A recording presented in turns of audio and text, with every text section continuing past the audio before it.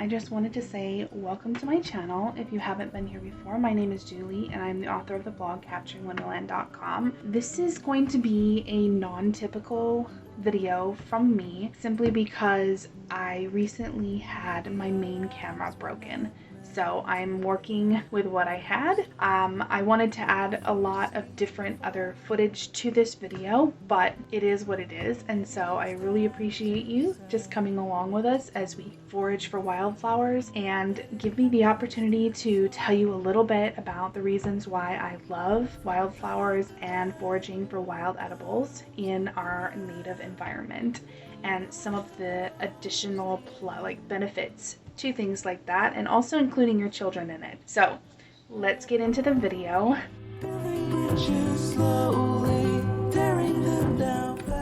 So the 10 reasons to start foraging with your kids. The first one on my list is nature study and art. Obviously there's a lot you can learn while you're out in nature. The second one on my list is obviously it's a fun activity.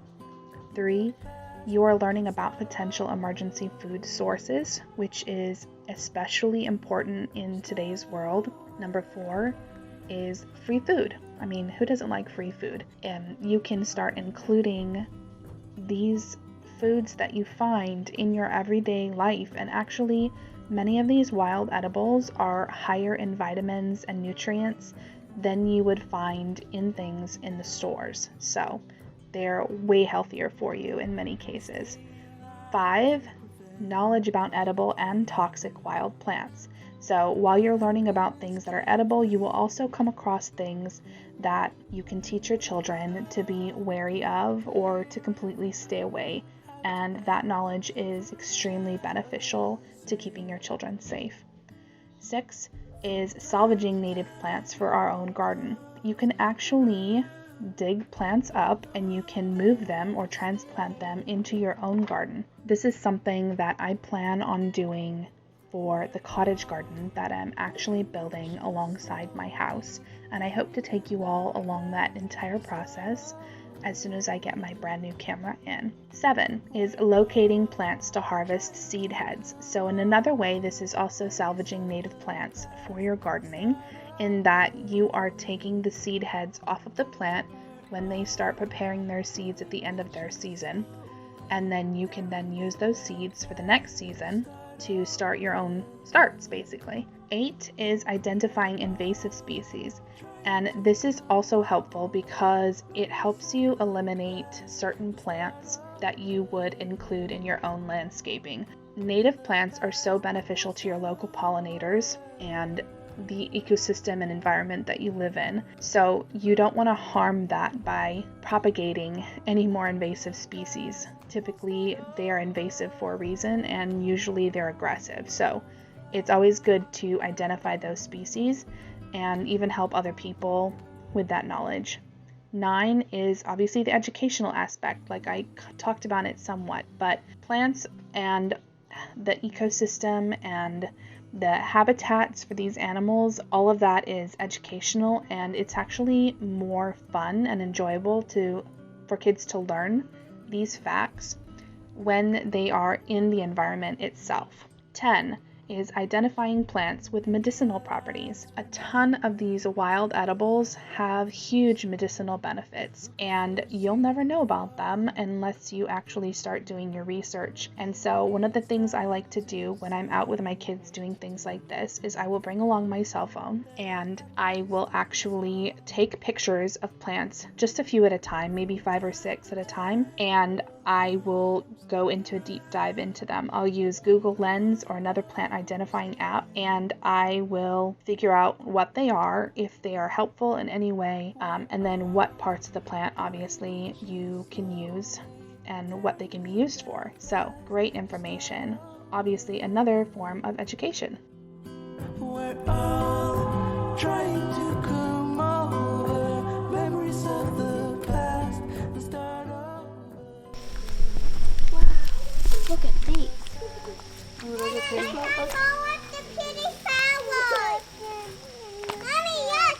The frogs must be out. There are pretty flowers.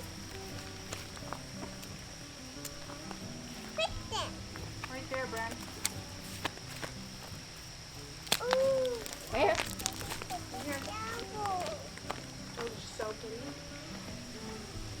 don't pull it off like that, baby. Huh? Look at it in the bucket. What about your feet? Those are easy. No, you're not going in the water. Where is your feet?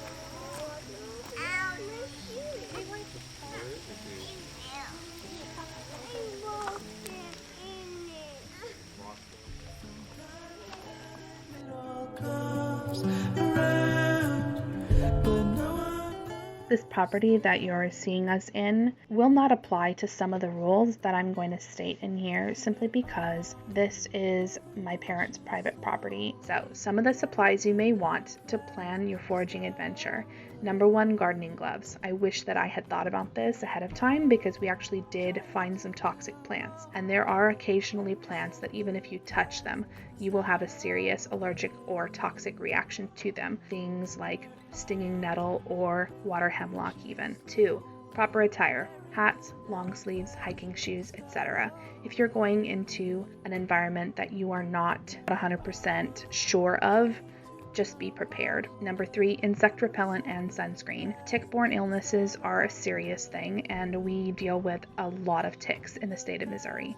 Some really terrible diseases that you can get from them, like Rocky Mountain spotted fever and even Lyme disease. We're serious about our insect repellent when we're going into nature. 4, wild edibles book for your area. We have some that are specific to the state of Missouri, and so I use those in helping to identify plants just as a basis, basically. It is not an all-encompassing, obviously, because there are invasive species, and those will not be listed in the native book. 5, cell phone with Google Lens access for reasons that I explained earlier. 6, snacks and drinks, especially when you're with children. You just want to be prepared and you don't want to get dehydrated. 7, a basket and a bucket with water. Giving my kids a basket was actually a lot of fun for them because then they had the ability to just pick whatever they wanted to and stick it in the basket. We actually brought a mop bucket with us and we filled it halfway full with spring water, which was accessible on the property that we were at. And the reason for this was that when you clip flowers, you want to keep them fresh. Otherwise, they will be no good for any of the processes that you will do later on. And if it's hot outside especially, they'll be wilted by the time you get them home in the heat. So bring a bucket with water if you can, or some type of container with access to water for the plants that you want to keep fresh. Number 8 is pruning shears. You can bring a pair of scissors, but pruning shears are a little bit more hardcore, and so if you find a plant that is more stubborn or has a thicker stem, those make your life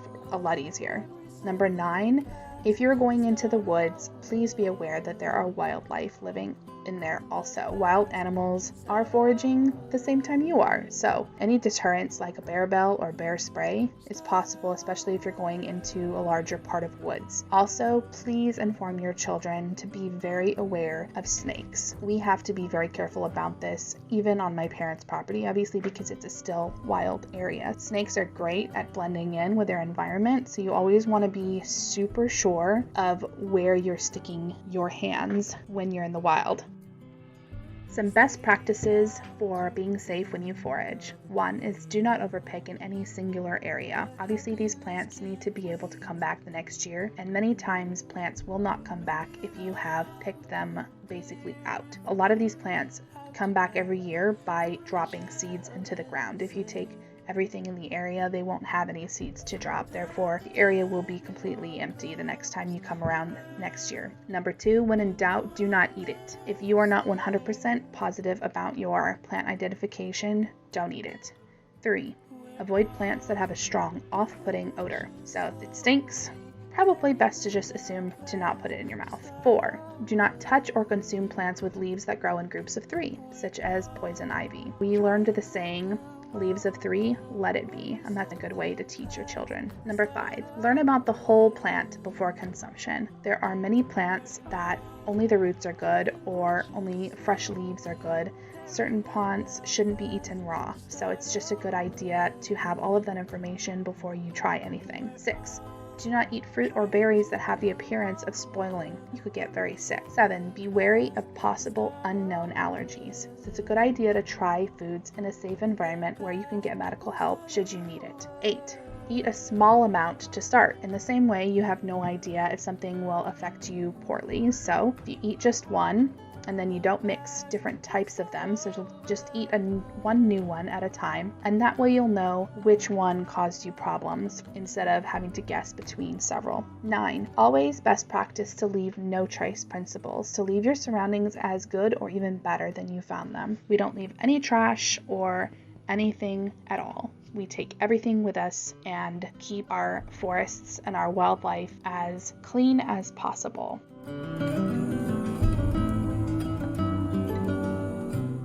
Friends, I want to thank you so much for watching all the way through. If you've made it this far, don't forget to like the video, subscribe to my channel, and share this with anybody you feel would enjoy this content. Don't forget to check out the blog post. There is a ton of information that obviously I couldn't mention here because of time constraints, but also a lot of resources. Thank you so much again, and I will talk to you guys later. Bye. From time to time it all comes around, and no one knows the end. We're all building bridges slow.